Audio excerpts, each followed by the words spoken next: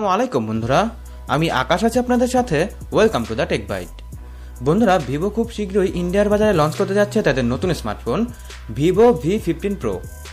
এই ফোনটি নিয়ে ইতিমধ্যে বিভিন্ন লিকস এবং রুমার্স বের হয়েছে, আর আজকে আমরা সে সকল লিকস এবং রুমার্স বিশ্লেষণ করে জানবো ফোনটির মধ্যে কী কী ফিচার থাকতে পারে, ফোনটির প্রাইস বাংলাদেশে কত হতে পারে এবং ফোনটি বাংলাদেশে আসতে কতদিন সময় লাগতে পারে। সো বন্ধুরা, ভিভোর আপকামিং স্মার্টফোন সম্পর্কে সকল তথ্য জানতে হলে অবশ্যই পুরো ভিডিওটির সাথেই থাকুন। শুরুতে আমরা ফোনটির ডিজাইন নিয়ে কথা বলবো। বন্ধুরা, ভিভো V15 প্রো ফোনটির ডিজাইন অনেকটাই ভিভো নেক্সের মতো হবে। ফোনটির ফ্রন্টে দেওয়া হবে একটি ফুল বেজেলেস ডিসপ্লে এবং এর রিয়ারের কর্নারে দেওয়া হবে 3টি ক্যামেরা। বন্ধুরা, এই ফোনটি হতে পারে ভিভোর তরফ থেকে সর্বপ্রথম 3টি ক্যামেরাযুক্ত স্মার্টফোন।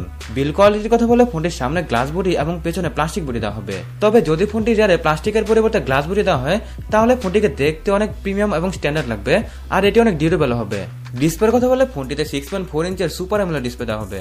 বন্ধুরা, ফোনটির ডিসপ্লের মধ্যে বেজেল অনেক কম থাকবে। এর ডিসপ্লের উপর এবং সাইডে কোনো প্রকারের বেজেলই থাকবে না, শুধুমাত্র বেজেল বলতে নিচে একটি চিকন চিহ্ন দেখতে পাবেন। হার্ডওয়্যারের কথা বলে ফোনটিতে স্ন্যাপড্রাগন 675 এর প্রসেসর দেওয়া হবে, সাথে 4GB ও 6GB র্যামের সাপোর্ট থাকবে এবং ফোনটিতে অ্যান্ড্রয়েড পাই বেসড ফান্টাস ওএস এর অপারেটিং সিস্টেম দেওয়া হবে। বন্ধুরা, স্ন্যাপড্রাগন 675 একটি পাওয়ারফুল প্রসেসর। সো যদি ফোনটিতে আন্ডারক্লক প্রসেসর না দেওয়া হয় তাহলে আমরা ফোনটি থেকে অনেক ভালো পারফরমেন্স পাবো।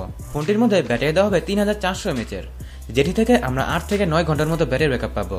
তবে ফোনটিতে ফাস্ট চার্জিং এর অপশন দেওয়া হবে, যার মাধ্যমে আমরা ফোনটিকে খুব তাড়াতাড়ি চার্জ করে ফেলতে পারবো। তবুও ফোনটিতে যদি 4000 mAh এর ব্যাটারি দেওয়া হয় তাহলে ফোনটির জন্য একটি প্লাস পয়েন্ট হবে।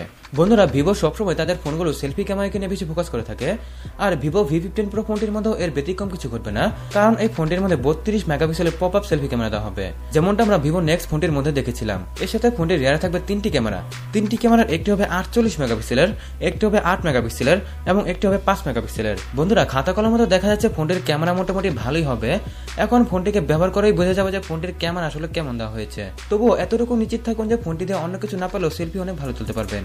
ভিভো V15 প্রো ফোনটিকে বাজারে 3টি ভেরিয়েন্টে পাওয়া যাবে, আর ভেরিয়েন্টগুলো হচ্ছে 4GB RAM 64GB internal storage, 6GB RAM 64GB internal storage এবং 6GB RAM 128GB internal storage.